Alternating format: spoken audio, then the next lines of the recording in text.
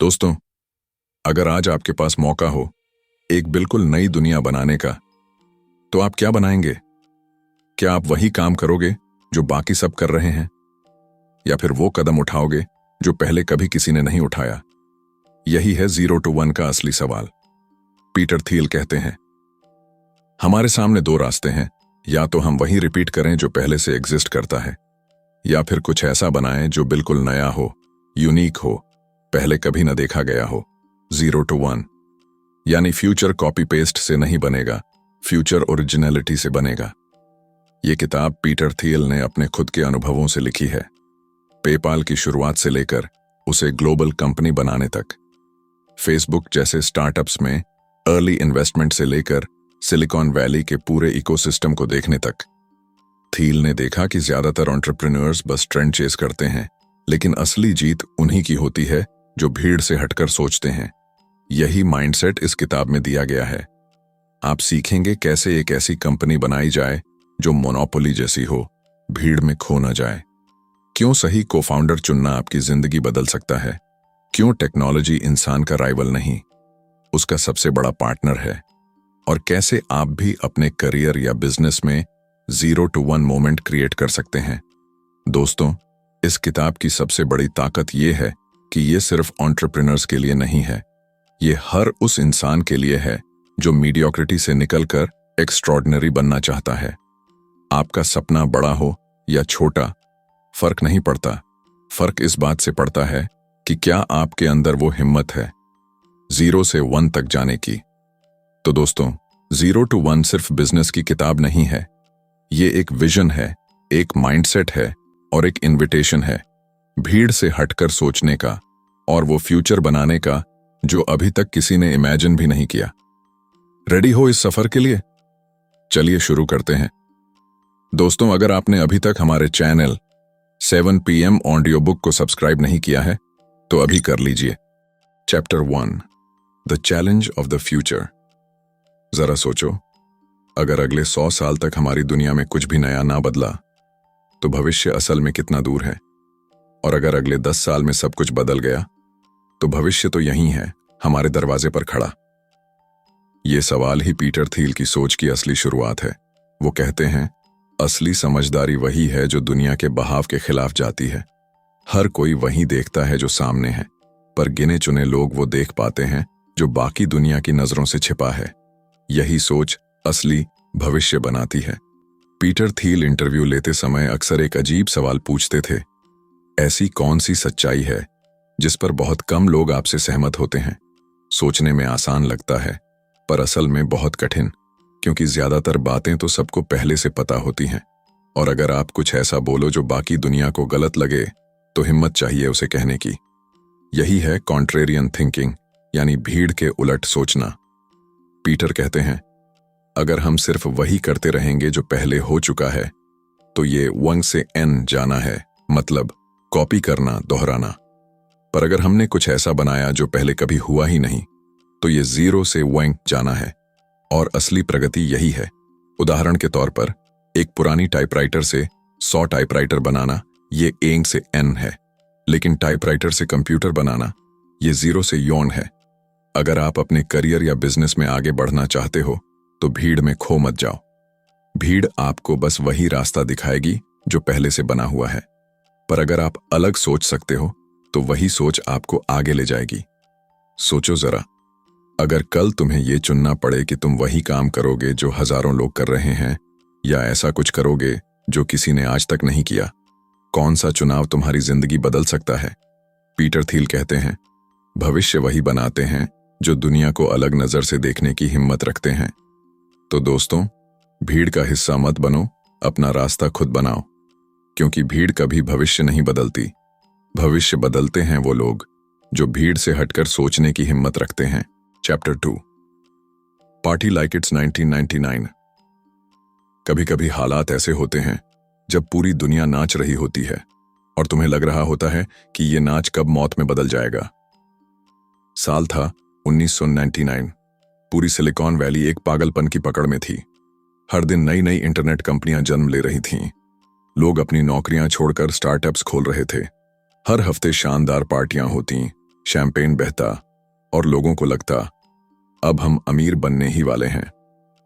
ये था .com bubble, एक ऐसा दौर जब लोग मान बैठे थे कि इंटरनेट की हर कंपनी करोड़ों अरबों कमाएगी। मगर असलियत ये थी कि इनमें से ज्यादातर कंपनियों के पास कोई असली बिजनेस मॉडल ही नहीं था। पीटर थील और उनकी टीम भी उस वक्त पेपाल पर काम कर रही थी, पर उनके दिल में डर था, क्योंकि चारों तरफ बस पागलपन था। लोग बिना सोचे समझे कंपनी शुरू कर रहे थे, निवेशक बिना जांचे पैसे फेंक रहे थे। पीटर को लग रहा था, क्या हमारी कंपनी भी इस पागल दौड़ का शिकार हो जाएगी? लेकिन यहां फर्क आया। पेपाल ने बस ट्रेंड का पीछा नहीं किया, उन्होंने असली समस्या हल करने पर ध्यान दिया, पैसे को आसानी से इंटरनेट पर भेजना। उनका पहला आइडिया तो फेल हो गया, पाल्म पायलट से पैसे भेजने का। लेकिन फिर उन्होंने ईमेल पेमेंट सिस्टम शुरू किया।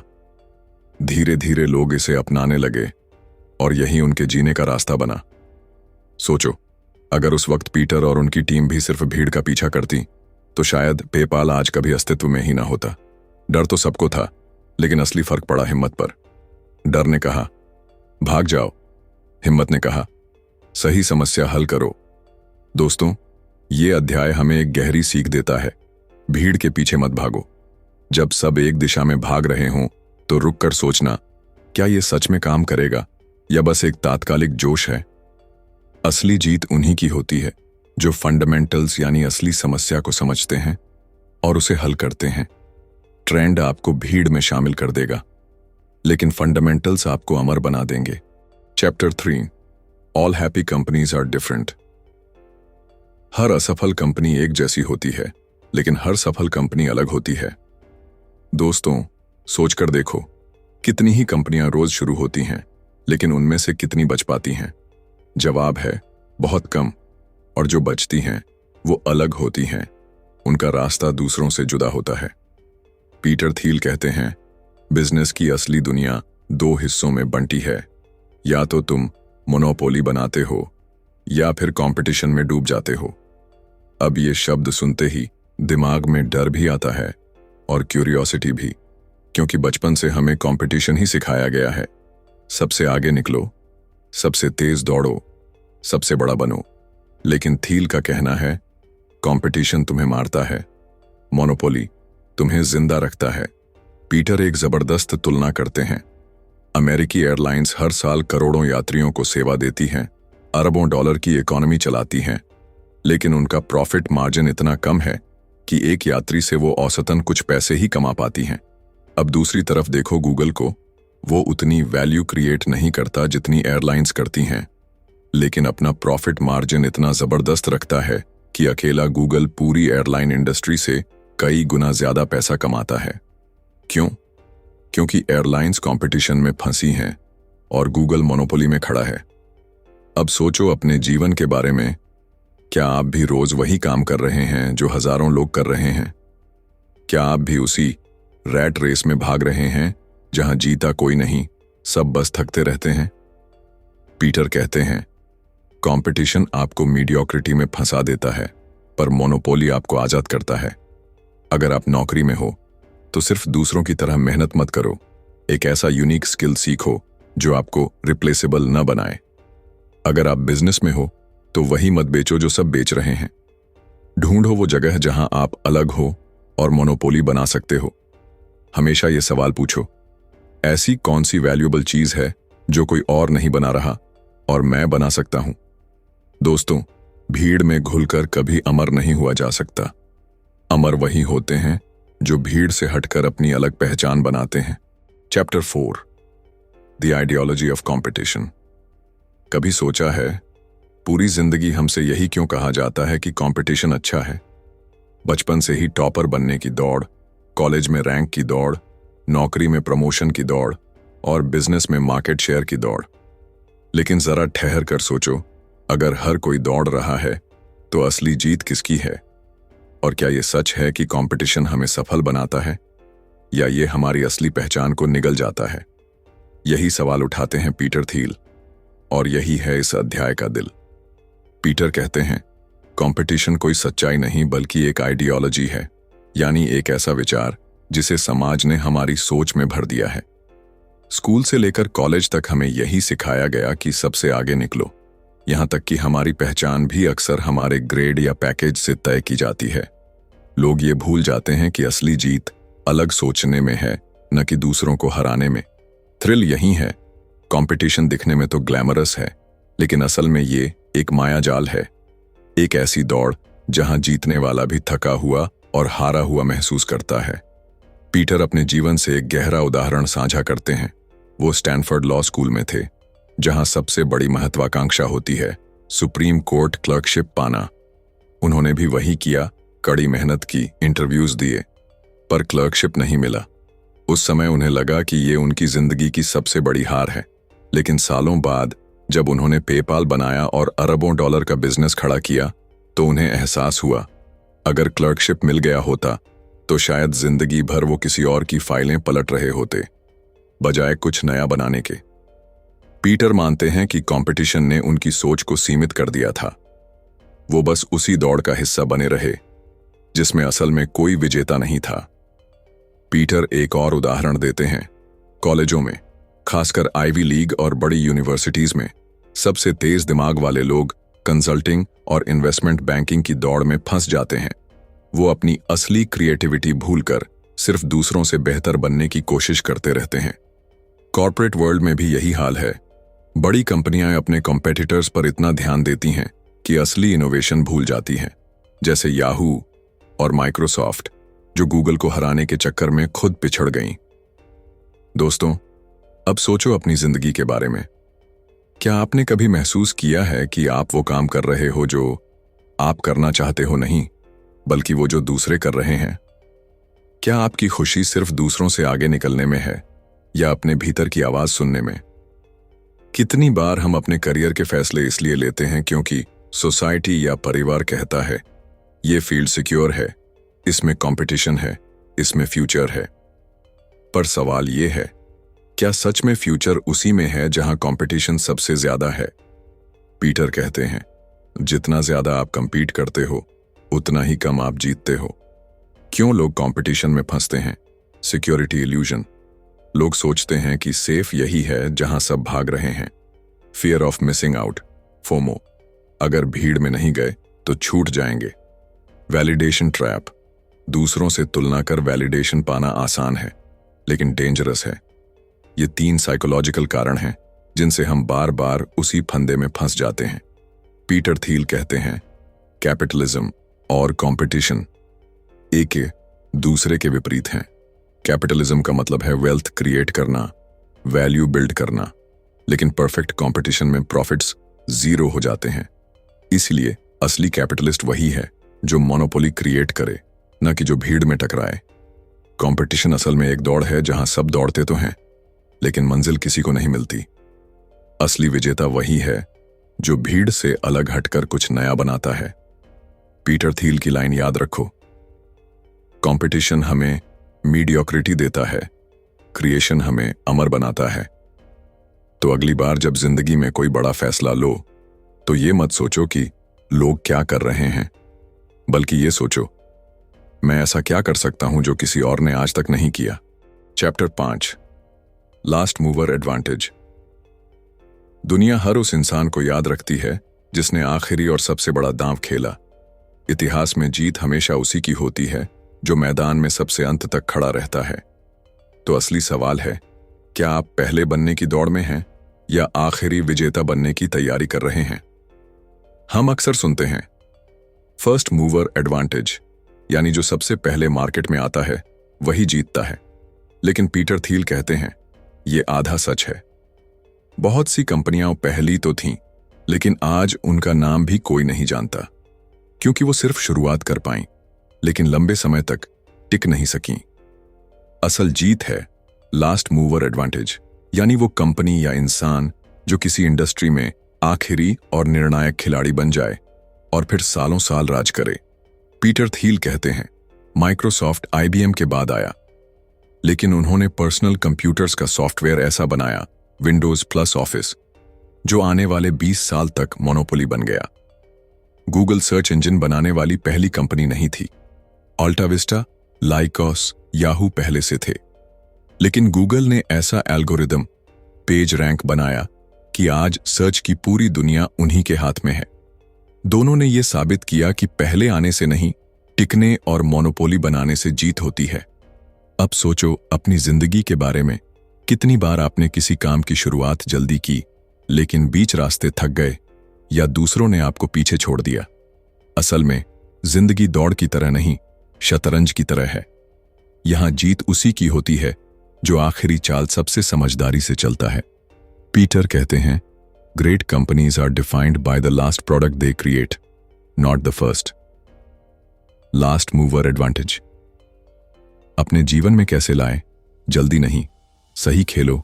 सिर्फ इसलिए किसी ट्रेंड में मत कूदो क्योंकि सब भाग रहे हैं। सोचो कि 10-20 साल बाद कौन सा आइडिया रेलेवेंट रहेगा। मोनोपोली बनाओ, मार्केट शेयर नहीं। शॉर्ट टर्म मार्केट शेयर के पीछे भागने के बजाय मोनोपोली बनाने की कोशिश करो। ऐसा प्रोडक्ट या स्किल बनाओ जिसे लोग सालों तक चाहें। लंबी सोच रखो, शॉर्ट टर्म जीत मायने नहीं रखती। अपने करियर या बिजनेस को ऐसा बनाओ कि आने वाले दशकों तक आपका नाम जुड़ा रहे। इटरेशन करो, इनोवेशन नहीं। कई बार पहली इनोवेशन फेल हो जाती है, पर जो आखिरी में सही वर्जन लाता है वही राज करता है। लोग जल्दी क्यों भागते हैं? Fear of missing out, FOMO. सब ट्रेंड में कूद जाते हैं, सोचते हैं अभी नहीं किया तो मौका चला जाएगा। क्विक सक्सेस इल्यूजन, लोग इंस्टेंट जीत चाहते हैं। पेशेंस की कमी, लंबी प्लानिंग में विश्वास नहीं। पीटर कहते हैं, असली सक्सेस उन्हीं को मिलती है जो धैर्य रखते हैं और एंड गेम को ध्यान में रखते हैं। थील लिखते हैं, हर बड़ी कंपनी मोनोपोली बनाती है और टिकती है क्योंकि उसने लास्ट मूवर एडवांटेज हासिल किया। अमेज़न सिर्फ किताब बेचने वाली पहली कंपनी नहीं थी, लेकिन आज दुनिया का सबसे बड़ा ई-कॉमर्स प्लेयर है क्योंकि उसने सप्लाई चेन और कस्टमर ट्रस्ट मोनोपोली बना लिया। फेसबुक पहला सोशल नेटवर्क नहीं था, लेकिन आज वो डोमिनेंट है क्योंकि उन्होंने यूजर एंगेजमेंट और नेटवर्क इफेक्ट पर मोनोपोली बनाई। दोस्तों, सबसे बड़ी सीख यही मिलती है, पहले आने वाला याद नहीं रहता, लेकिन आखिरी तक खड़े रहने वाला इतिहास लिखता है। तो चाहे आप करियर बना रहे हों, बिजनेस कर रहे हों या कोई सपना पूरा कर रहे हों, जल्दी करने की चिंता मत करो, सही करने की तैयारी करो। पीटर थील कहते हैं, आपको बस एक बार सही होना है और वही एक बार आपको अमर बना सकता है। Chapter 6, you are not a lottery ticket. जरा सोचो, अगर कोई आपसे कहे कि आपकी जिंदगी बस किस्मत के भरोसे है, जैसे एक लॉटरी टिकट, तो क्या आप मान लोगे? क्या आप मान लोगे कि आपके सपने, आपकी मेहनत, आपका विजन, सब कुछ सिर्फ लक पर निर्भर है? अगर ऐसा है तो फिर मेहनत का क्या मतलब? सपनों का क्या मतलब? पीटर थील कहते हैं, जिंदगी कोई लॉटरी नहीं है। आप बस एक नंबर नहीं हो जिसे किसी और की मशीन खींचकर भाग्यशाली बना दे। दुनिया हमें बार बार ये सिखाती है कि सब किस्मत पर है। किसी को प्रमोशन मिला, लोग कहते हैं उसकी किस्मत अच्छी थी। किसी का बिजनेस चला, लोग कहते हैं उसका नसीब चमक गया। किसी ने अमीर परिवार में जन्म लिया, लोग कहते हैं भाग्य साथ देता है। लेकिन यही सोच सबसे बड़ा धोखा है। ये सोच हमें रिस्पॉन्सिबल बना देती है, क्योंकि जब हम मान लेते हैं कि सब किस्मत से होता है, तब हम कोशिश करना छोड़ देते हैं। थ्रिल यही है, अगर सच में सब लॉटरी है तो आप और मैं कितने भी बड़े सपने देखें, सब बेकार है। लेकिन अगर ये झूठ है तो सच्चाई ये है कि हम अपने भविष्य के मालिक खुद हैं। पीटर थील खुद पेपाल के शुरुआती दिनों में बार बार इस सवाल से जूझे। कई बार हालात ऐसे लगे कि कंपनी डूब जाएगी, बैंकों का दबाव, हैकिंग की समस्या और निवेशकों का डर। अगर वो इसे बैड लक मानकर छोड़ देते तो शायद पेपाल कभी सरवाइव नहीं करता। लेकिन थील और उनकी टीम ने हर संकट को डिजाइन और सोच से हल किया। हैकर्स को हराने के लिए उन्होंने पूरी फ्रॉड डिटेक्शन सिस्टम बनाया, बैंकों के साथ लड़ाई जीतने के लिए स्मार्ट लीगल स्ट्रेटजी अपनाई और यूजर्स को जोड़ने के लिए रेफरल सिस्टम बनाया। पीटर ने साबित किया कि सक्सेस लक से नहीं बल्कि सोच प्लस स्ट्रेटजी से आती है। थील किताब में ये उदाहरण सीधे नहीं देते, लेकिन उसी फिलॉसफी के हिसाब से देखिए। इलॉन मस्क ने टेस्ला शुरू की जब दुनिया इलेक्ट्रिक कार्स पर हंसती थी। लोग कहते थे इम्पॉसिबल। अगर मस्क इसे किस्मत पर छोड़ देते तो आज टेस्ला कभी मार्केट लीडर न बनती। उन्होंने डिजाइन, इनोवेशन और रिलेंटलेस एग्जीक्यूशन से साबित किया कि भविष्य लक से नहीं, विजन से बनता है। दोस्तों, अब सोचो, कितनी बार आपने अपने सपनों को टाल दिया सिर्फ इसलिए कि मेरी किस्मत कहां साथ देगी। कितनी बार आपने मेहनत के बजाय दूसरों की किस्मत को ब्लेम किया। सच तो ये है, अगर आप खुद को लॉटरी टिकट समझोगे तो आपकी जिंदगी भी एक गैम्बल बन जाएगी। लेकिन अगर आप खुद को एक क्रिएटर समझोगे तो आप अपने भविष्य को डिजाइन कर सकते हो। पीटर कहते हैं, a definite view of the future is necessary. Without a plan you are just a lottery ticket. Luck से बाहर निकलकर फ्यूचर डिजाइन करने के लिए स्पष्ट विजन बनाओ। लक पर भरोसा मत करो। अपनी जिंदगी के लिए क्लियर विजन बनाओ। आप अगले 5, 10, 20 साल में कहां पहुंचना चाहते हो। डेफिनेट प्लानिंग करो, सिर्फ वेग सपने मत देखो। एक एक स्टेप लिखो कि उस सपने तक पहुंचने के लिए आपको क्या करना होगा। स्किल पर निवेश करो। लक स्किल पर डिपेंड नहीं करती, लेकिन फ्यूचर करता है। रोज नया स्किल सीखो जो आपको दूसरों से अलग बनाता है। मार्केट को समझो। लक बेस्ड लोग भीड़ का पीछा करते हैं, लेकिन विजनरी लोग मार्केट की असली जरूरत समझते हैं और सॉल्यूशन बनाते हैं। कंसिस्टेंसी अपनाओ। लॉटरी की तरह एक बार ट्राई करने से लाइफ नहीं बदलती। हर दिन कंसिस्टेंट मेहनत करो, तभी असली मोनोपोली बनती है। लोग लक पर क्यों भरोसा करते हैं? Fear of responsibility. जब हम सब कुछ लक पर छोड़ते हैं तो हमें अपनी नाकामी के लिए ब्लेम नहीं झेलना पड़ता। Illusion of randomness. लोग मानते हैं कि दुनिया रैंडम है, लेकिन असल में पैटर्न्स और स्ट्रक्चर मौजूद हैं। Comfort zone. लक पर भरोसा करके हम मेहनत करने की असली जिम्मेदारी से बच जाते हैं। पीटर थील कहते हैं, अनसर्टेनिटी को एक्सेप्ट मत करो, डेफिनेट सोचो, फ्यूचर को डिजाइन करो। थील जिंदगी और बिजनेस को 2 हिस्सों में बांटते हैं। इनडेफिनेट थिंकर्स, लक बिलीवर्स, मानते हैं कि फ्यूचर रैंडम है, इसलिए वेग प्लान्स बनाते हैं, जैसे देखते हैं आगे क्या होता है।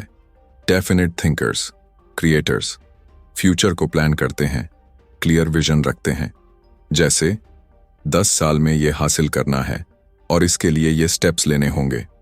आज की दुनिया में ज्यादातर लोग इनडेफिनेट सोच रहे हैं, लेकिन विनर्स वही बनते हैं जो डेफिनेट सोचते हैं। अगर आप किस्मत पर भरोसा करोगे तो आपकी जिंदगी भीड़ में खो जाएगी, लेकिन अगर आप विजन और डेफिनेट प्लान के साथ जियोगे तो आपकी जिंदगी फ्यूचर बनाएगी। पीटर थील कहते हैं, brilliant thinking is rare but courage is in even shorter supply than genius.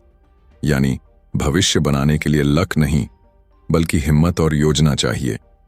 दोस्तों, याद रखो, किस्मत सिर्फ एक बहाना है, लेकिन विजन और मेहनत असली हथियार हैं। अपनी जिंदगी को लॉटरी मत बनाओ, उसे एक मास्टरपीस बनाओ। Chapter 7, follow the money. कभी सोचा है किसी भी बिजनेस की असली धड़कन क्या होती है? ना तो वो प्रोडक्ट है, ना ही मार्केटिंग। असल धड़कन है पैसा, क्योंकि आखिर में कोई भी कंपनी तभी जिंदा रहती है जब उसके पास कैश फ्लो होता है। पीटर थील कहते हैं, पैसा कहां से आता है और कहां जाता है, अगर ये नहीं पता तो आपका वेंचर पहले दिन से ही मरा हुआ है। कितनी बार आपने सुना है, बस अच्छा प्रोडक्ट बना लो, पैसा अपने आप आ जाएगा, या ग्रोथ सबसे जरूरी है, प्रॉफिट बाद में देख लेंगे।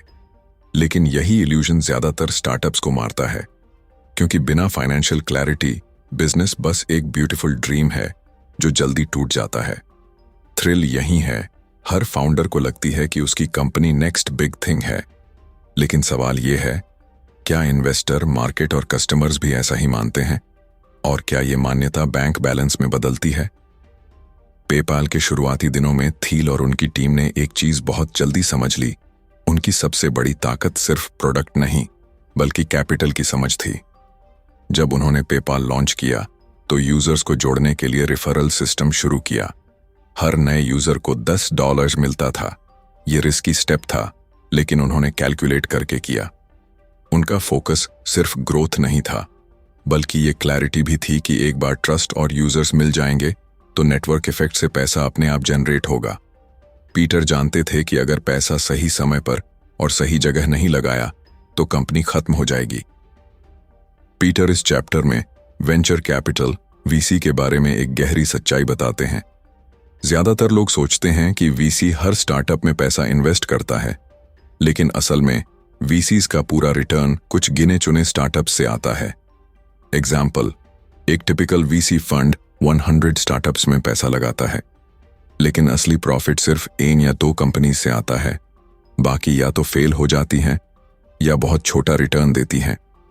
यानी पैसा कभी इवनली डिस्ट्रीब्यूट नहीं होता, वो हमेशा पावर लॉ के हिसाब से चलता है। कुछ ही वेंचर्स दुनिया बदलते हैं और वहीं से सारा प्रॉफिट आता है। दोस्तों, अब सोचो अपनी जिंदगी और करियर के बारे में। क्या आपको पता है कि आपका पैसा कहां से आता है और कहां जा रहा है? क्या आपको क्लैरिटी है कि आप जिन चीजों में टाइम, मेहनत और एनर्जी इन्वेस्ट कर रहे हैं उनसे एक्चुअल रिटर्न मिलेगा या नहीं? बहुत बार हम लोग ऐसे कामों में एनर्जी लगाते रहते हैं जहां रिटर्न लगभग 0 होता है, जैसे छोटे छोटे डिस्ट्रैक्शंस, बेकार एक्सपेंसेस या भीड़ का पीछा करना। पीटर कहते हैं, क्लैरिटी के बिना हर इन्वेस्टमेंट वेस्ट है, चाहे वो पैसा हो या जिंदगी का वक्त। Practical tips, follow the money का लॉजिक अपनी लाइफ में कैसे लाए। Clarity on cash flow. अगर आप बिजनेस कर रहे हैं तो सबसे पहले ये मैप बनाओ, पैसा कहां से आ रहा है और कहां जा रहा है। ये बेसिक क्लैरिटी ही आपको बचाएगी। पावर लॉ को समझो, हर अपॉर्चुनिटी इक्वल नहीं होती। अपने करियर या बिजनेस में टॉप 1-2 चीजें आइडेंटिफाई करो जो सबसे बड़ा रिटर्न देंगी और वहीं एनर्जी लगाओ। ग्रोथ के साथ प्रॉफिट पे नजर रखो। सिर्फ यूजर्स या फॉलोअर्स बढ़ाना सक्सेस नहीं है। असली सक्सेस है क्या वो नंबर्स एक्चुअल पैसा और सस्टेनेबिलिटी ला रहे हैं। इन्वेस्ट वाइजली, चाहे स्किल सीखना हो या बिजनेस बिल्ड करना। हर जगह सोचे बिना इन्वेस्ट मत करो, कैलकुलेट करके इन्वेस्ट करो। जिंदगी में भी मनी फ्लो सोचो, आपकी इनकम सिर्फ सैलरी से आ रही है या आप असेट्स बना रहे हो। क्या आपका पैसा मल्टीप्लाई हो रहा है या बस खर्च हो रहा है?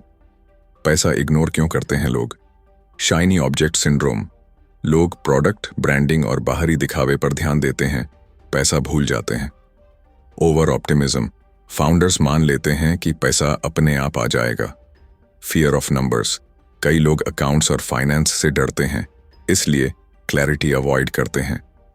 पीटर कहते हैं, फाइनेंस को इग्नोर करना अपने ही पैरों पर कुल्हाड़ी मारना है।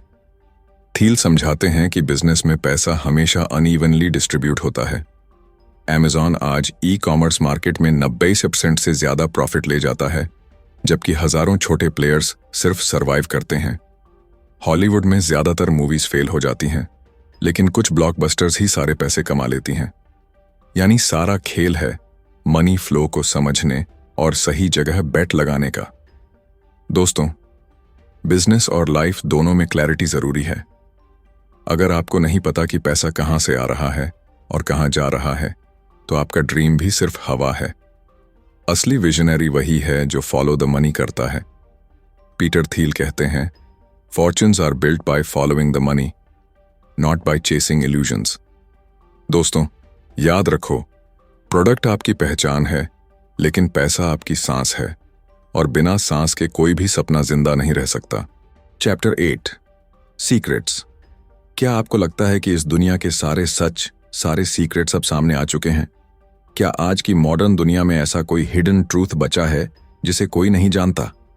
अगर आपका जवाब है नहीं, तो शायद इसी वजह से आप अभी तक एक्स्ट्रॉर्डिनरी सक्सेस तक नहीं पहुंचे। पीटर थील कहते हैं, हर बड़ी कंपनी एक ऐसे हिडन सीक्रेट पर बनी होती है जो दुनिया को ऑब्वियस नहीं दिखता, लेकिन विजनरी माइंड्स उसे पकड़ लेते हैं।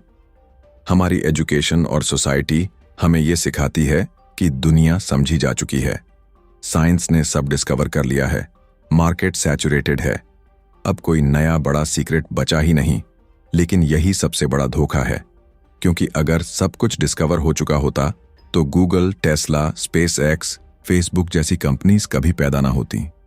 थ्रिल यही है, दुनिया सीक्रेट से भरी है, लेकिन उन्हें देखने के लिए हमें अलग नजर चाहिए। पीटर थील कहते हैं, जब उन्होंने पेपाल शुरू किया तो सबसे बड़ा सीक्रेट ये था कि ट्रेडिशनल बैंक्स डिजिटल पेमेंट्स को कभी स्मूथ और यूजर फ्रेंडली नहीं बना पाएंगे। बैंकिंग वर्ल्ड मानता था कि लोग कभी भी ऑनलाइन पैसे भेजने पर भरोसा नहीं करेंगे, लेकिन थील और उनकी टीम ने यही हिडन ट्रूथ देखा कि जैसे जैसे इंटरनेट फैल रहा है, लोग डिजिटल पेमेंट्स को अपनाने को तैयार हैं। यही सीक्रेट पेपाल की फाउंडेशन बना। एयरबीएनबी जब शुरू हुआ तो दुनिया हंस रही थी। लोग कहते थे, कौन अजनबियों को अपने घर में रहने देगा। होटल्स डोमिनेट कर रहे थे, लेकिन एयरबीएनबी फाउंडर्स ने एक हिडन ट्रूथ देखा। लोग सस्ते और पर्सनलाइज्ड स्टेज चाहते हैं, और कई होम ओनर्स अपने एम्प्टी रूम्स से पैसा कमाना चाहते हैं। यानी मार्केट में एक छुपी हुई डिमांड थी जिसे कोई देख नहीं रहा था। आज एयरबीएनबी ग्लोबल ब्रांड है। दोस्तों, अब आप सोचिए अपनी जिंदगी के बारे में। क्या आप वही देख रहे हो जो सब देख रहे हैं, या आपकी नज़र उन चीज़ों पर जाती है जिन्हें लोग इग्नोर कर रहे हैं? शायद आपकी फील्ड, आपके करियर, आपके शहर में कोई सीक्रेट छुपा है, एक ऐसा ट्रूथ जिसे बाकी लोग इम्पॉसिबल मानते हैं, लेकिन अगर आप उसे पकड़ लो तो वो आपकी जिंदगी बदल सकता है। पीटर कहते हैं, the biggest secrets are hidden in plain sight. Secrets को कैसे ढूंढें? हर चीज पर सवाल उठाओ, मान्यताओं को ब्लाइंडली मत मानो। हर सिस्टम से पूछो, क्या इसे और बेहतर किया जा सकता है? ऑब्जर्व करो, जहां लोग कंप्लेन करते हैं, जहां लोग बार बार कंप्लेन करते हैं, वहीं एक सीक्रेट अपॉर्चुनिटी छुपा है। भीड़ की सोच को उल्टा देखो। अगर सब लोग मानते हैं कि ये इम्पॉसिबल है, तो गहराई से सोचो कि क्यों इम्पॉसिबल है। कई बार वहीं हिडन ट्रूथ मिलता है। डीप नॉलेज लो। सरफेस लेवल पर सीक्रेट्स नहीं मिलते। अपनी फील्ड में एक्सपर्ट बनो, तभी आप वो ट्रूथ देख पाओगे जो बाकी को नहीं दिखता। करेज रखो। सीक्रेट देख लेना आसान है, लेकिन उसे परस्यू करना मुश्किल। लोग हंसेंगे, मॉक करेंगे, लेकिन असली विनर वही है जो उस सीक्रेट को पकड़कर रियलिटी बना दे। लोग सीक्रेट्स क्यों इग्नोर करते हैं? Comfort zone. नए आइडियाज डराते हैं, इसलिए लोग मान लेते हैं कि कोई सीक्रेट बचा ही नहीं। Fear of failure. अगर सीक्रेट गलत निकला तो लोग शर्मिंदगी से डरते हैं। Group think. भीड़ वही मानती है जो सब मानते हैं, इसलिए नई चीज देख ही नहीं पाती। पीटर थील कहते हैं, करेज टू थिंक डिफरेंटली ही आपको सीक्रेट तक पहुंचाती है। सीक्रेट से एम्पायर्स बनते हैं। इतिहास उठाकर देखो।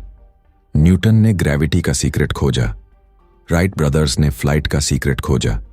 स्टीव जॉब्स ने स्मार्टफोन रेवोल्यूशन का सीक्रेट देखा। हर एम्पायर, हर बड़ी कंपनी एक हिडन ट्रूथ से ही शुरू हुई है। दोस्तों, इस अध्याय की सबसे बड़ी सीख यही है, सीक्रेट्स एग्जिस्ट, और वही सीक्रेट्स फ्यूचर बनाते हैं। अगर आप मानोगे कि दुनिया में कुछ नया नहीं बचा, तो आपकी सोच भी एवरेज रह जाएगी। लेकिन अगर आप हर दिन सीक्रेट्स हंट करोगे, तो आप कुछ ऐसा बना सकते हो जो पूरी दुनिया बदल दे। पीटर थील कहते हैं, great companies are built on secrets that no one else sees. Chapter 9, foundations. एक इमारत चाहे कितनी भी ऊंची क्यों ना हो, अगर उसकी नींव कमजोर है तो वो पहली ही आंधी में गिर जाएगी। बिजनेस भी ऐसा ही है। स्टार्टअप की असली ताकत प्रोडक्ट नहीं, फंडिंग नहीं, बल्कि उसकी नींव है, यानी उसकी टीम और कल्चर। पीटर थील कहते हैं, गलत फाउंडेशंस पर बना बिजनेस ज्यादा दिन खड़ा नहीं रह सकता। ज्यादातर लोग सोचते हैं कि स्टार्टअप सिर्फ आइडिया पर चलता है, लेकिन सच ये है, क्लास एक मीडियोकर आइडिया सही टीम के हाथों में सक्सेस बन सकता है, लेकिन एक ब्रिलियंट आइडिया गलत टीम के हाथों में तबाही बन जाता है। थ्रिल यही है। स्टार्टअप का फ्यूचर सिर्फ उसके को-फाउंडर्स और शुरुआती टीम पर डिपेंड करता है।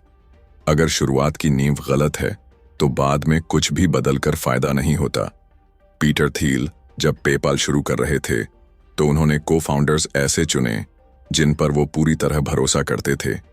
यही वजह है कि पेपाल माफिया नाम की एक लेजेंडरी टीम बनी, जिसके मेंबर्स बाद में टेस्ला, लिंक्डइन, यूट्यूब, पालंटियर जैसी बिलियन डॉलर कंपनियां बनाने निकले।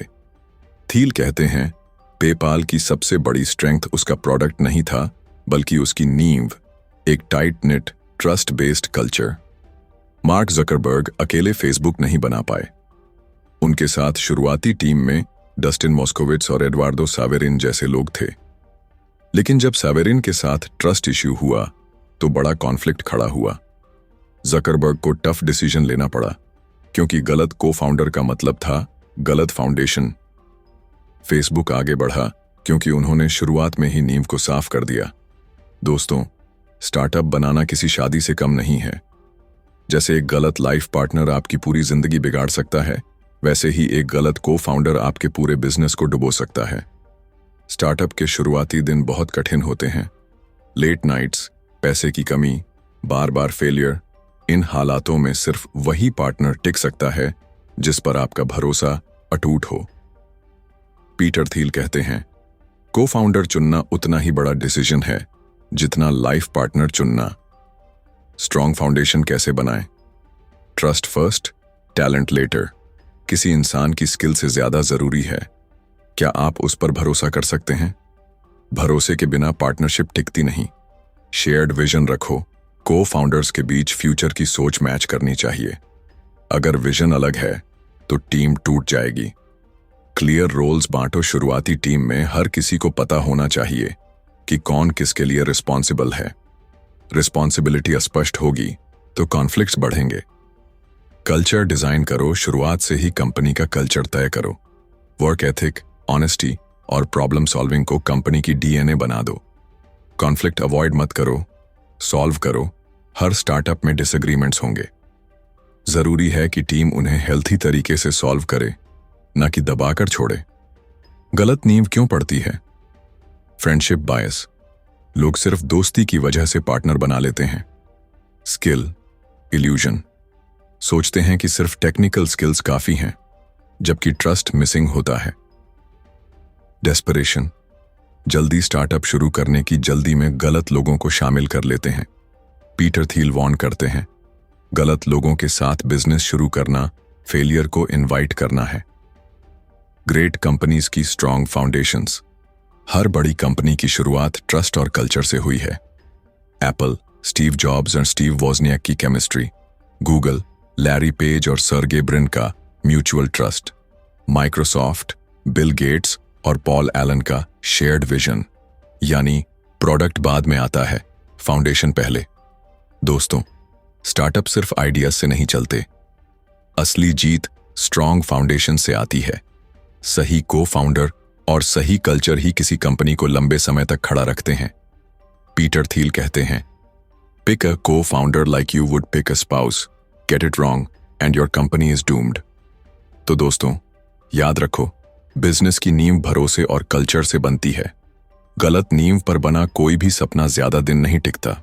Chapter 10, the mechanics of mafia.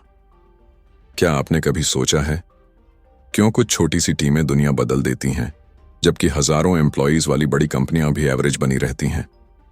क्यों पेपाल से निकली एक छोटी सी टीम ने बाद में टेस्ला, लिंक्डइन, यूट्यूब, पलांटायर और स्पेसएक्स जैसी दिग्गज कंपनियां खड़ी कर दी? इसका जवाब है माफिया कल्चर। एक ऐसा बॉन्ड जो सिर्फ जॉब से ऊपर है। पीटर थील कहते हैं, great companies are built like a cult, not like a casual work place. ज्यादातर लोग जॉब को बस एक कॉन्ट्रैक्ट मानते हैं, सैलरी दो, काम लो। लेकिन थील कहते हैं, एक महान स्टार्टअप तब बनता है जब उसकी टीम माफिया जैसी टाइट निट हो, एक फैमिली जैसी।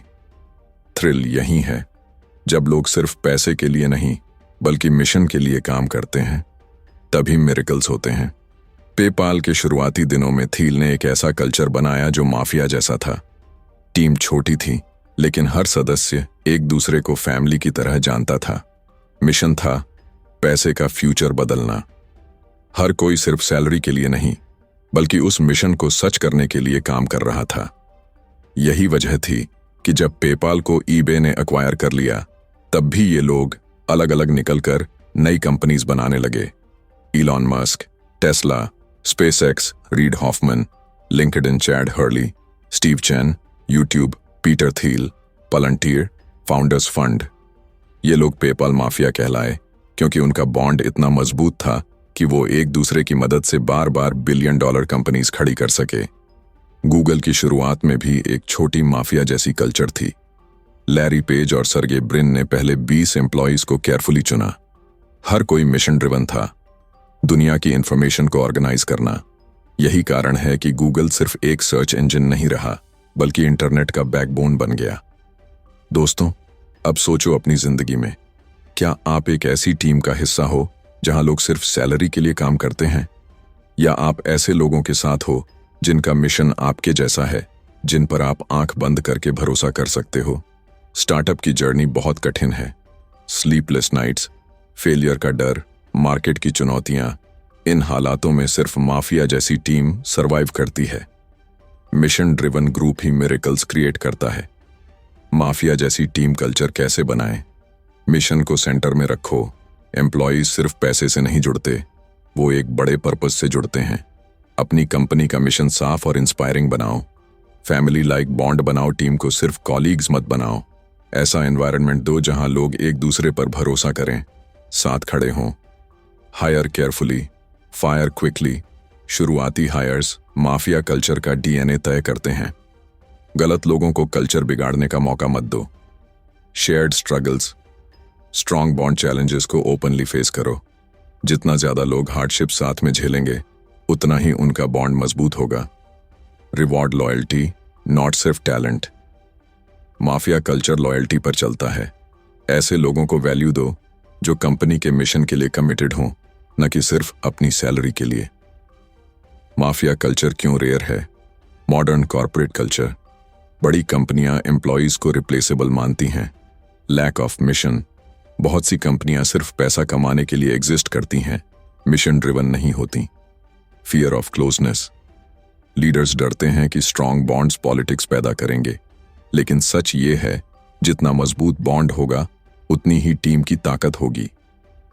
Mafia culture creates legends. इतिहास उठाकर देखो, राइट ब्रदर्स ने एविएशन का रेवोल्यूशन किया क्योंकि वो सिर्फ भाई नहीं, एक माफिया जैसा ड्यूओ थे। एप्पल के शुरुआती डेज में स्टीव जॉब्स और उसकी छोटी टीम लिटरली एक गराज माफिया की तरह काम करती थी। नेटफ्लिक्स भी शुरू में एक छोटी टाइट निट टीम थी जो बड़े स्टूडियो से लड़ रही थी। हर जगह वही टीम जीतती है जिसका बॉन्ड अनब्रेकेबल हो। दोस्तों, माफिया जैसी कल्चर बनाओ, एक ऐसी टीम जो सिर्फ काम न करे बल्कि मिशन को जिए। को फाउंडर्स और शुरुआती एम्प्लॉयज फैमिली की तरह हों। पीटर थील कहते हैं, a company is strongest when it resembles a cult. A strong culture is what makes miracles possible. तो दोस्तों, याद रखो, सही प्रोडक्ट से आप मार्केट में एंट्री ले सकते हो, लेकिन सही कल्चर से आप दुनिया बदल सकते हो। Chapter 11, if you build it will they come. कितनी ही शानदार इन्वेंशंस दुनिया में बनी, लेकिन क्या सब दुनिया तक पहुंची? कितने ही लोग कहते हैं, बस प्रोडक्ट अच्छा बना लो, लोग अपने आप खरीद लेंगे। पर सच्चाई यह है कि बिना सेल्स और डिस्ट्रीब्यूशन के सबसे अच्छा प्रोडक्ट भी बेकार हो जाता है। पीटर थील साफ कहते हैं, कस्टमर्स अपने आप नहीं आते। अगर आप सोचते हो कि ग्रेट प्रोडक्ट ही सब कुछ है, तो आप खुद को धोखा दे रहे हो। ज्यादातर फाउंडर्स का डर यही होता है, मैं सेल्समैन नहीं हूं। वो प्रोडक्ट बनाते हैं, टेक पर काम करते हैं, डिजाइन में दिन रात लगाते हैं, लेकिन जब बात आती है कस्टमर्स तक पहुंचने की, वो मान लेते हैं ये अपने आप हो जाएगा। थ्रिल यही है। बिजनेस बैटलफील्ड में जीत उस वॉरियर की होती है जो प्रोडक्ट के साथ साथ सेल्स की कला भी समझे। पेपाल के शुरुआती दिनों में थील और उनकी टीम ने यह गलती नहीं की। उन्होंने डिस्ट्रीब्यूशन को उतनी ही इंपॉर्टेंस दी जितनी प्रोडक्ट को। उन्होंने वायरल रेफरल सिस्टम बनाया। हर नए यूजर और उसके फ्रेंड को $10 मिलते थे। इसने पेपाल को सिर्फ प्रोडक्ट नहीं, बल्कि एक अनस्टॉपेबल डिस्ट्रीब्यूशन मशीन बना दिया। अगर उन्होंने सिर्फ प्रोडक्ट बनाया होता और डिस्ट्रीब्यूशन पर ध्यान न दिया होता, तो पेपाल कभी ग्लोबल सक्सेस नहीं बनता। 2001 में सेगवे लॉन्च हुआ। प्रोडक्ट रेवोल्यूशनरी था, एक electric self balancing scooter. Media ने उसे फ्यूचर ऑफ ट्रांसपोर्ट बताया। इन्वेस्टर्स ने करोड़ों डॉलर्स लगाए, लेकिन एक चीज मिस हो गई, डिस्ट्रीब्यूशन और सेल्स स्ट्रैटेजी। न तो प्रॉपर प्राइसिंग स्ट्रैटेजी थी, न क्लियर टारगेट मार्केट, न ही कोई प्लान कि यह मास अडॉप्शन तक कैसे पहुंचेगा। नतीजा ये हुआ कि सेगवे एक कूल इन्वेंशन बनकर रह गया, लेकिन कमर्शियल फेलियर साबित हुआ। दोस्तों, सोचिए, आपने दिल से मेहनत करके कोई शानदार प्रोडक्ट बनाया, लेकिन जब वो मार्केट में गया, किसी ने खरीदा ही नहीं। ये दर्द किसी भी क्रिएटर या एंटरप्रेन्योर को तोड़ सकता है। असलियत ये है, सिर्फ बनाने से नहीं चलता, पहुंचाना भी आना चाहिए। प्रोडक्ट वो बॉडी है, लेकिन डिस्ट्रीब्यूशन उसकी धड़कन है। डिस्ट्रीब्यूशन और सेल्स स्ट्रैटेजी कैसे बनाएं? सेल्स को इग्नोर मत करो। प्रोडक्ट डेवलपमेंट जितना इंपॉर्टेंट है, उतना ही सेल्स भी है। शुरू से ही डिस्ट्रीब्यूशन स्ट्रैटेजी बनाओ। मल्टीपल चैनल सोचो, online marketing, partnerships, retail, referrals, हर जगह एक्सप्लोर करो। सिर्फ एक चैनल पर डिपेंडेंट मत रहो। कस्टमर्स को समझो। डिस्ट्रीब्यूशन तभी काम करेगा जब आपको साफ पता हो कि कस्टमर कौन है और उसे कैसे रीच करना है। सेल्स टीम को कल्चर का हिस्सा बनाओ। टेक और सेल्स को अलग मत रखो। प्रोडक्ट बनाने वाली टीम और बेचने वाली टीम को एक मिशन पर अलाइन करो। थिंक लॉन्ग टर्म, सिर्फ इनिशियल लॉन्च के लिए नहीं, लॉन्ग टर्म डिस्ट्रीब्यूशन प्लान बनाओ। स्केल करते वक्त यही आपको सस्टेन रखेगा। लोग सेल्स को क्यों अंडर एस्टिमेट करते हैं? Engineer mindset. टेक लोग सोचते हैं प्रोडक्ट ही सब कुछ है। Fear of rejection. सेल्स में ना सुनने का डर लोगों को पीछे कर देता है। Over romanticising innovation.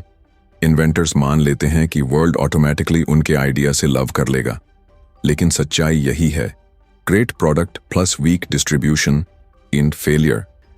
Average product plus strong distribution yields success. Distribution wins markets.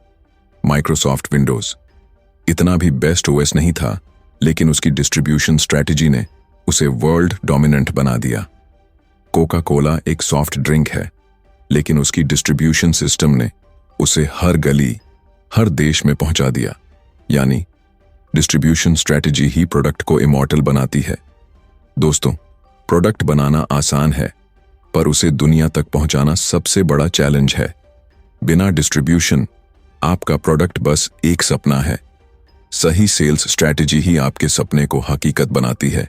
Peter Thiel कहते हैं, don't just build it, ensure they come. Distribution is half the battle.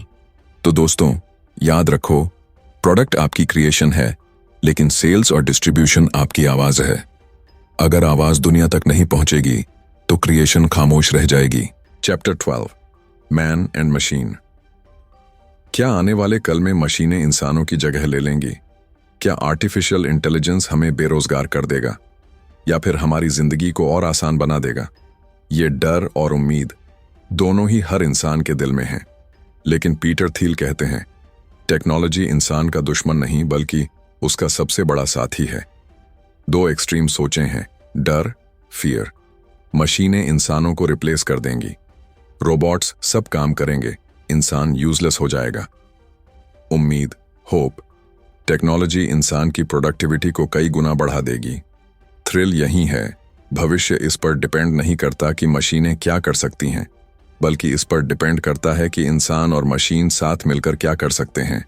Thiel कहते हैं, हिस्ट्री हमें यह सिखाती है कि मशीन हमेशा इंसान को एम्पावर करती है, रिप्लेस नहीं। टाइपराइटर ने क्लर्क्स का काम आसान किया, खत्म नहीं किया। कैलकुलेटर ने अकाउंटेंट को तेज बनाया, गायब नहीं किया। कंप्यूटर्स ने पूरी इकोनॉमी को ट्रांसफॉर्म किया, इंसानों की जरूरत खत्म नहीं की। यानी टेक्नोलॉजी तब महान बनती है जब वो इंसान के साथ पार्टनर बनती है। 1997 में IBM का सुपर कंप्यूटर डीप ब्लू ने वर्ल्ड चेस चैंपियन गैरी कस्पारोव को हरा दिया। इससे दुनिया डर गई कि मशीन्स इंसान से आगे निकल गईं। लेकिन बाद में एक एक्सपेरिमेंट हुआ जहां इंसान और मशीन ने टीम बनाकर खेले। रिजल्ट, मैन प्लस मशीन ने अकेले मशीन और अकेले इंसान दोनों को हरा दिया। यह प्रूफ था कि सबसे पावरफुल कॉम्बिनेशन इंसान और मशीन का कोलैबोरेशन है।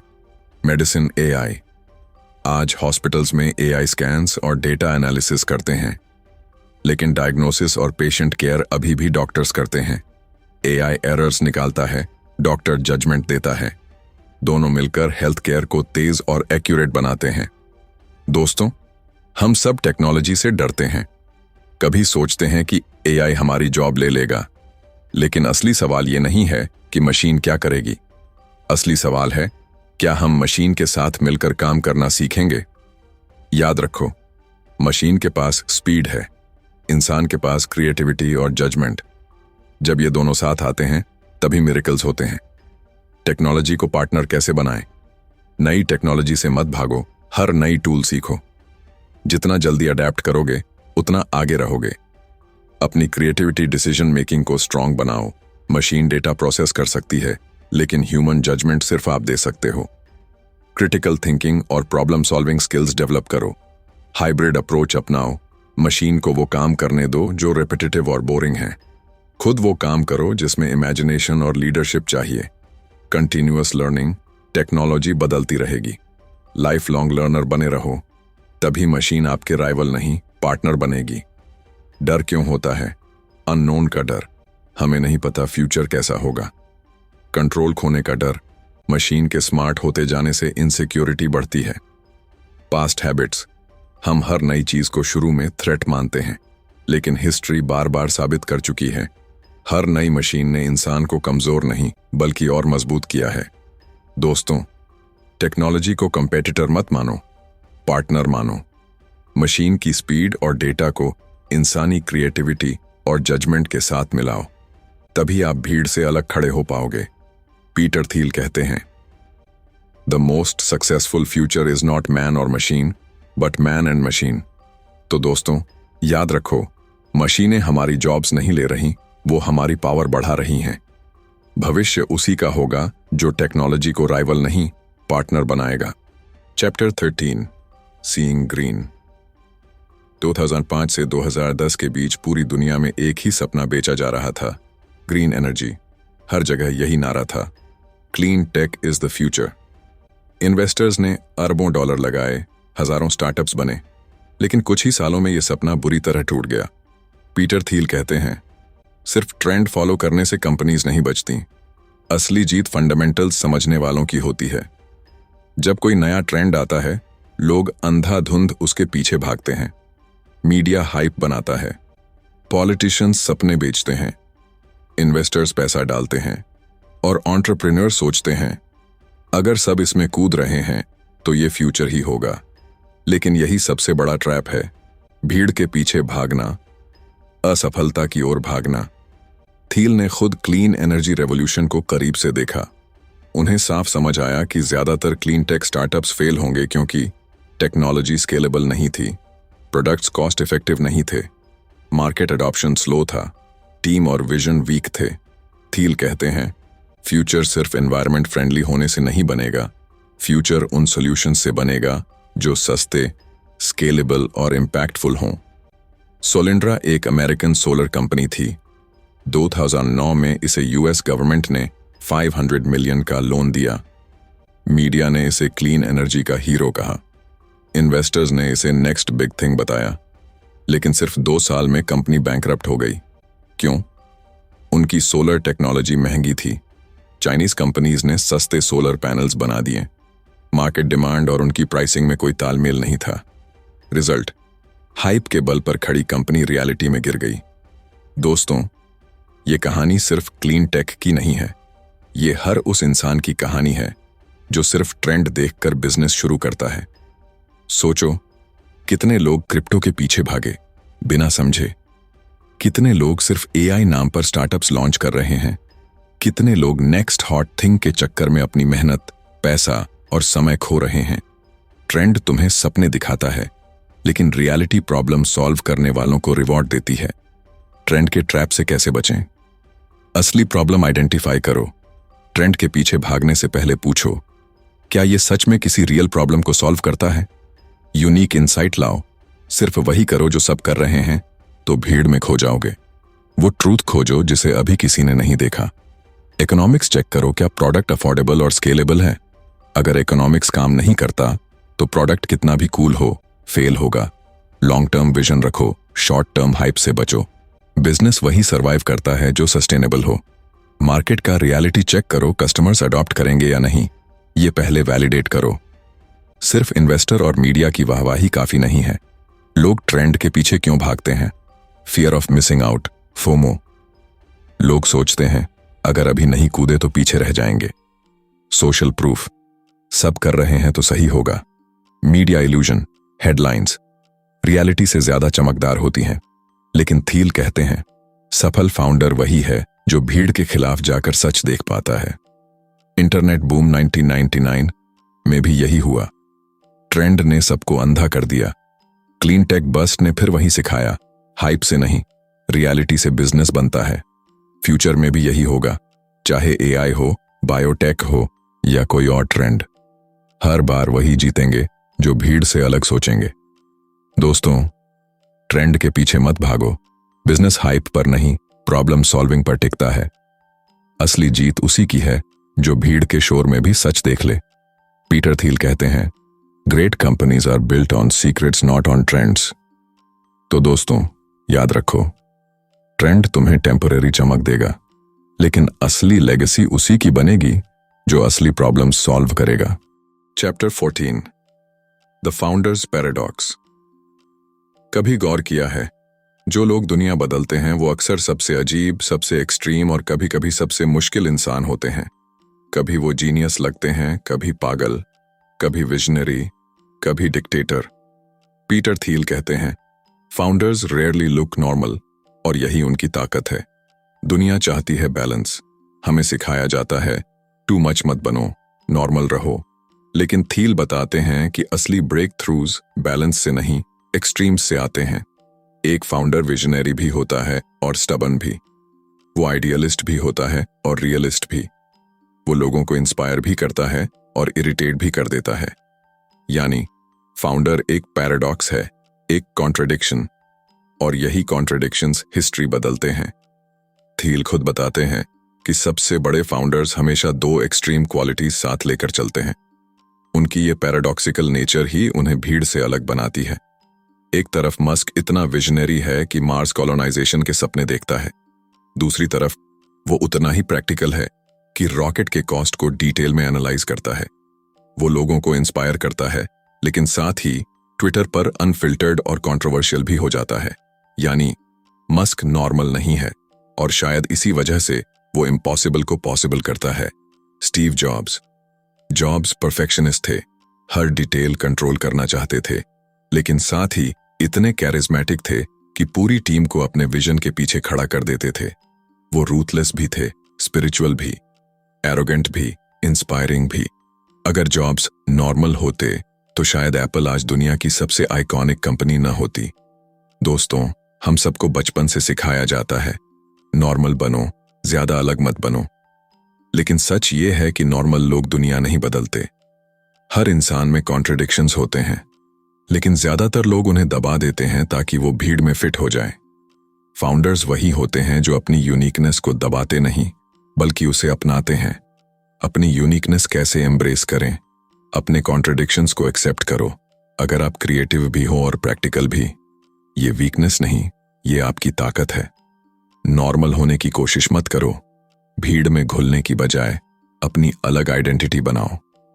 एक्सट्रीम्स को चैनलाइज करो, एंगर को विजन में बदलो, स्टबर्ननेस को परसिस्टेंस में बदलो, सेंसिटिविटी को एम्पैथी में बदलो। बैलेंस नहीं, इंटीग्रेशन सोचो। बैलेंस मतलब एक क्वालिटी को दबाना, इंटीग्रेशन मतलब दोनों एक्सट्रीम्स को एक साथ उपयोग करना। क्रिटिसिज्म से मत डरना। हर फाउंडर पर उंगली उठती है, लेकिन वही क्रिटिसिज्म उनकी यूनिकनेस को प्रूव करता है। लोग यूनिकनेस से क्यों डरते हैं? सोसाइटी चाहती है प्रेडिक्टेबिलिटी। एक्सट्रीम्स डिस्टर्ब करते हैं, इसलिए लोग उन्हें रिजेक्ट कर देते हैं। लेकिन हिस्ट्री बताती है, न्यूटन से लेकर आइंस्टाइन तक, जॉब्स से लेकर मस्क तक, सब एक्सट्रीम थे। एक्सट्रीम्स ही ब्रेक थ्रूज क्रिएट करते हैं। थील मानते हैं, फाउंडर्स मैथोलॉजिकल हीरोज की तरह होते हैं। वो कॉन्ट्रडिक्शन से भरे होते हैं। कभी लोग उन्हें भगवान मानते हैं, कभी शैतान। लेकिन उनकी इसी पैराडॉक्सिकल ताकत से कंपनीज बनती हैं, मूवमेंट्स खड़े होते हैं और इंडस्ट्रीज बदलती हैं। दोस्तों, इस अध्याय की सबसे बड़ी सीख यही है, नॉर्मल होना इजी है, लेकिन एक्स्ट्रॉर्डिनरी होना पैराडॉक्सिकल है।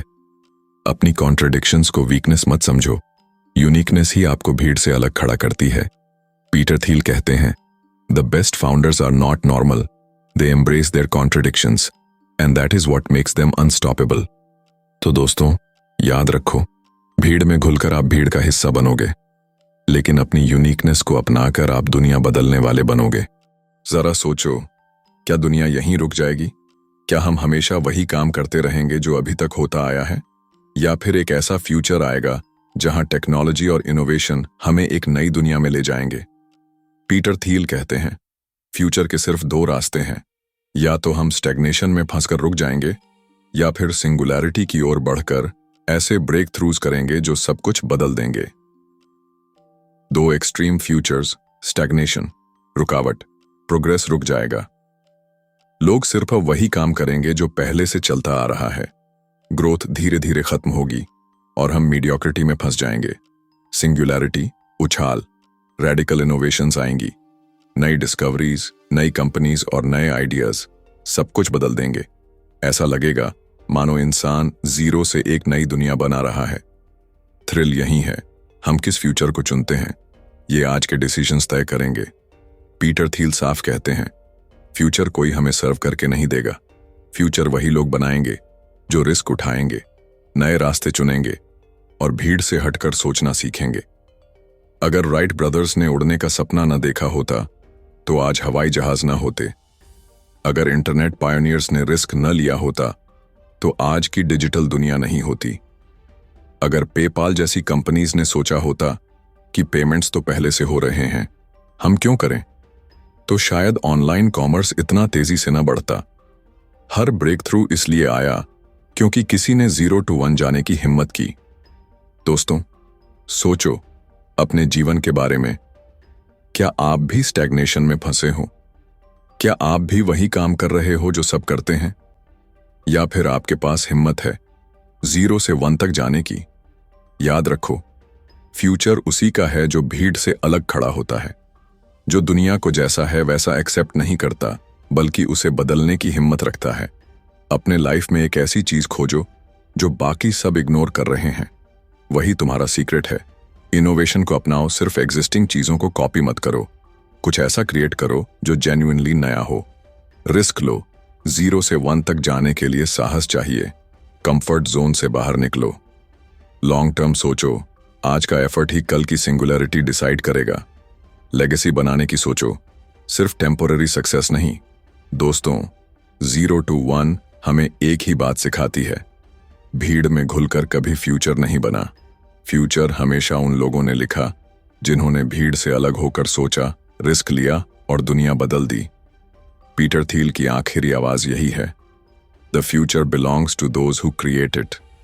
तो दोस्तों, अगर आपको अपनी जिंदगी मीनिंगफुल बनानी है तो अपने करियर, अपने बिजनेस और अपने सपनों में वो एक स्टेप उठाओ जो आपको भीड़ से अलग कर दे।